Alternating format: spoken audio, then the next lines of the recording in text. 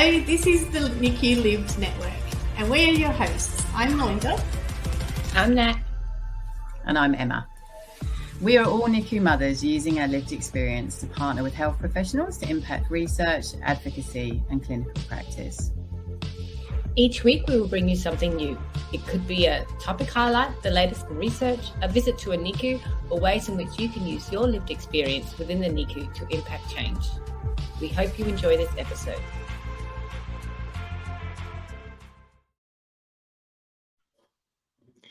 Well, hello and welcome to another episode of the NICU Lived Network. Hi, Nat. Hello. We have both of us today. What was that, sorry?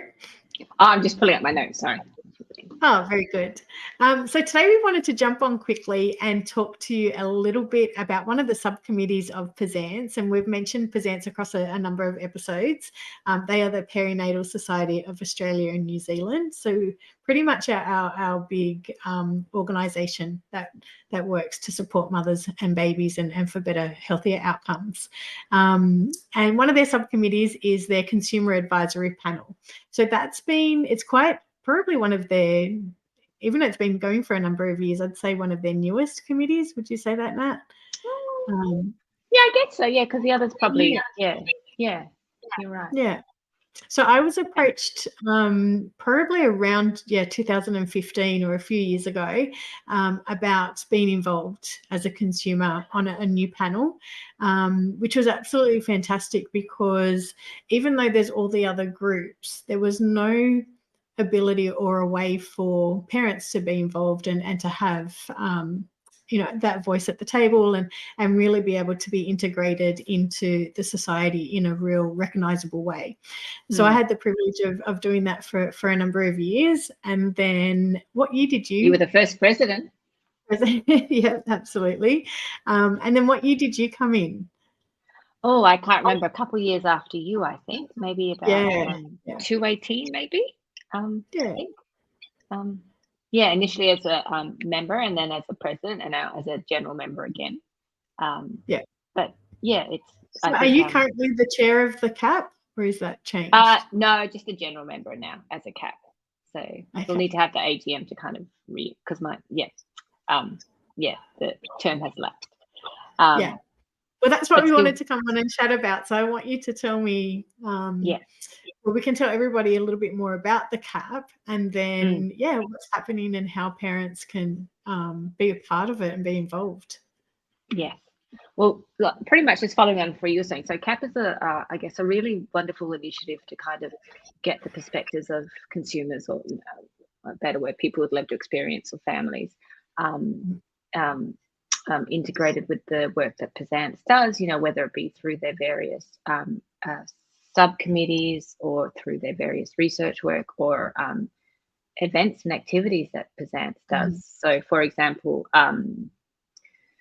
PSANZ has a number of subcommittees that it's involved in. I'll pull up a list here of the subcommittees that they have, but we try to, consumers can be sit as members on those subcommittees or be contributors to those subcommittees. So they have a huge list. The impact subcommittee, policy subcommittee, stillbirth and neonatal death alliance subcommittee, and others. And just a whole lot of others. And I think it's really important to have, families represented in all those kind of groups of PSANZ. And then also the other thing that consumers are involved in is the annual conference that PSANZ does. Most recently it was in Melbourne that you attended, but I think next year is in New Zealand. And I think it's really important for consumers, to be there because, you can talk a lot about the research and all these initiatives, but the great thing about consumers is that they're there and saying, yes, this is how this research impacts us, or this is how this particular issue impacts us and how we felt, and this is how we think it could be made better, or these are issues that we think are important that should be addressed.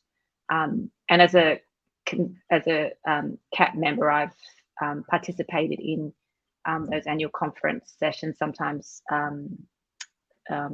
co-chairing a session with a chair member or sitting on a panel, and again, being someone who actively contributes and provides that consumer perspective on particular research matters or activities.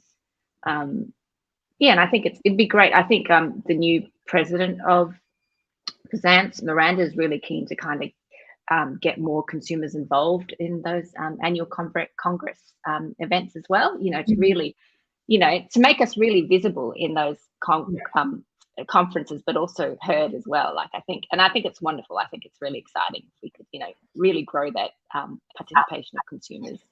And the other one is, sorry, and I've mentioned before, is impact. I think, and you attended that recently, but I think that really excites me about the potential involvement of consumers in impact, because impact is pretty much where researchers or health professionals put up an idea about this as a topic, a research topic.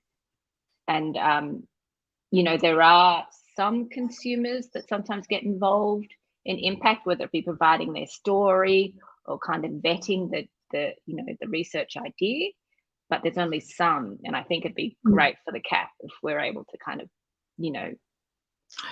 participate more in those, or get involved more, facilitate more consumer involvement in that space. Absolutely. And I mean, that's part of what we, why we do this, is because we want to be able to open that door and try and show parents that there's new ways, like come on board and actually come and help. And you're right, at the conference, the power of stories. I mean, one of the keynote talks, of course they can talk about what's happening within the unit and different things like that. But what the keynote this year was Brooke Hanson, the Olympic swimmer, talking about her experience with her son Jack within the NICU. And there's just so much power behind being able to tell a story. So having more parents and more families involved at that level at those conferences, being in the room when anything's being discussed, you're right, it's just so important. And you're right, it gives so much power to whatever the topic is being discussed. And I guess do you mind showing that, putting on that quick slide of just the diagram of the CAP? So I guess so that the little purple diagram there kind of just shows how the CAP fits in the middle of everything that PSANZ is trying to do. And really it facilitates, or it's a way to connect consumers with the work and activities of PSANZ, and also hopefully a way to also get the the issues that affect consumers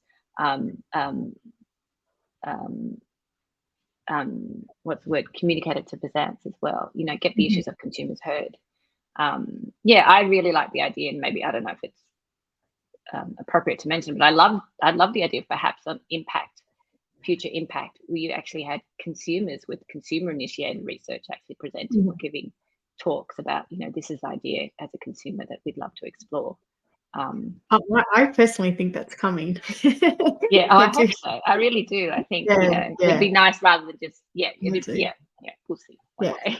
I mean, in our last episode, we showed Mum Kylie Facer talking about her experience.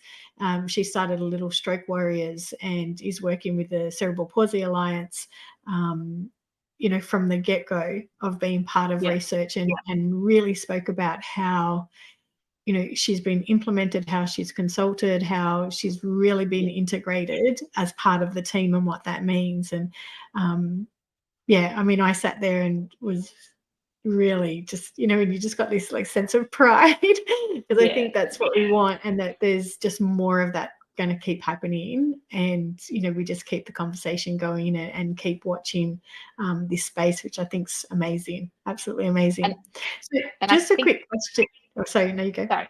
I was just going to say, and equally in that space, I think health professionals and researchers are are really receptive to that as well. I think everybody wants it. Yeah. Well, I mean, they're the ones inviting us along, which is great. Yes. And hopefully, we'll keep sharing opportunities, and that we do get families, more families involved. So I was just going to ask you, with the CAP, logistically, what does it look like? Like, how many parents are on the CAP? How many times do you meet? Like, what if someone wanted to put their hand up and say, that's something that I would be interested in? What does that look like? a really good question. Thank you. So essentially, the CAP, we're actually trying to rebuild our membership. We've got myself, Kelly Merchant from New Zealand, and Amanda Sluter from New South Wales, and then we've just had Carly Facer join as well, who was an Impact. So I'm very, very excited to have her on board as well. So that's about 4 of us, but we're in a process of rebuilding. So pretty much, if you're somebody out there with lived experience from the perinatal space and are interested in perhaps joining the consumer advisory panel, get in touch with us. Send us a message, or maybe Melinda can check my email at the end of this PowerPoint just to get in touch and say, hey, I'm really interested, because we really want to kind of build that CAP membership list. And I guess in terms of what the CAP looks like at the moment, usually it's a meeting every couple of months. So where we just join virtually, via Zoom about various topics. But then also throughout the year, usually we may get requests from PSANZ to say, here are some, here's some research or policies or documentation. Could you please, could the CAP please consider this? So we'll kind of review and provide, like a family perspective on certain matters. But also PSANZ are really interested, if they have a particular topic or research matter, they kind of do a call out to us and say, hey, are any of you members involved, would like to be involved or interested? Or I think equally just important, they'll use the CAP as a way to connect with other families to say, within your network, do you know anyone who else would be interested or that we could bring in for this particular topic? And then there's also, the annual conference that I mentioned called Congress, where PSANZ CAP members have the opportunity to participate in, not also participate, but also potentially to help inform, the agenda and how it happens, really. Yeah, absolutely. And like you said, starting the conference and co-chair sessions, and actually being And I think that's the wonderful thing about PSANZ and being on the CAP is that, people are just always really keen to involve consumers in a real and meaningful way to say, the lived experience or the stories that you represent are really important. We need to hear these stories. And I think the great thing with PSANZ too is that, they want to hear a diversity of stories as well. And I think it's really important that, we across the whole perinatal space. So that's what's really good. There's a lot of range there. And I think so and that excites me as a consumer to be able to say, wow, we can really kind of hopefully make not make an impact, but just contribute in ways that can make meaningful changes for families. I think that's what really excites me across the spectrum of perinatal experiences. So I guess this is essentially just a call out to say, if you're interested, please get in touch. Even just about what the CAP is and how it functions, or potentially joining. I think you can join specifically as a member or someone, even if you just want to say, hey, I'm interested in you don't have to necessarily join as like sitting on the committee, but if you're like, hey, have you ever got these kind of activities or initiatives or this particular area, get in touch with me, kind of like a register almost, just kind of. No, that's great. Well, thank you. That's perfect, because I know that in future episodes we're going to keep talking about the CAP. I mean, it's something and PSANZ because it's so important in this space, isn't it? Yes. And it's a wonderful organisation, and I think it'll be really exciting to see how the CAP evolves with PSANZ in the coming months and years. Yeah, excellent. Well, thank you. It's nice to chat to you. Now, before we go, should I give you a quick update on the week trial? Yes. So this week I was actually in Brisbane for the day with Professor Key Louie, who is one of the chief investigators for the week trial.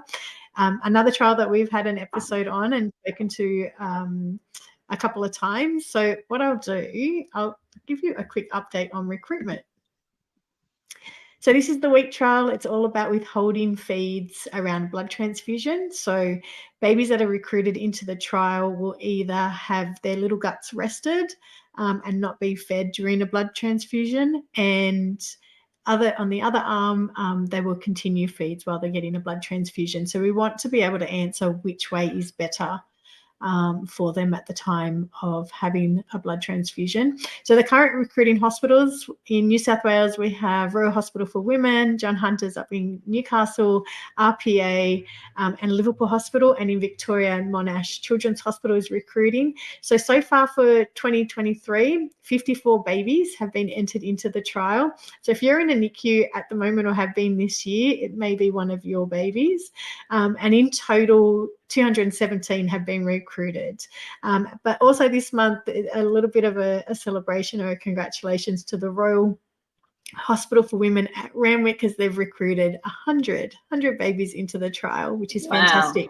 That's impressive. It is, isn't it? And then coming soon, so this is part of us going around, and there's been, when I was in Darwin with you, we spoke to Royal Darwin Hospital, and like I said, going down to Adelaide and Victoria, and then Brisbane. So coming soon is back in Victoria, the Joan Kerner Women's and Children's. Over in WA, Fiona Stanley Hospital is joining. In Adelaide, the Women and Children's Hospital, Royal Darwin Hospital, where you are, Nat, and the Canberra Hospital. Great to hear Royal Darwin's coming on board. It is, which is fantastic. So that's a little update for you on the one of the current active trials that are happening right now in the NICUs across Australia and New Zealand, which is great. Well done.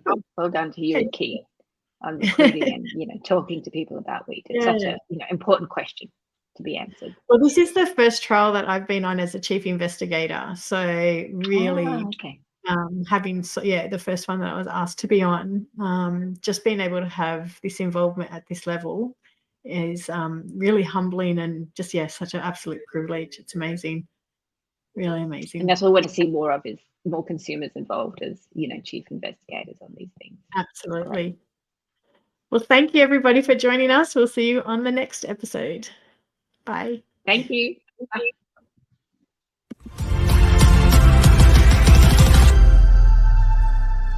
That's a wrap on another episode of the NICU Live Network. Thanks for joining us today.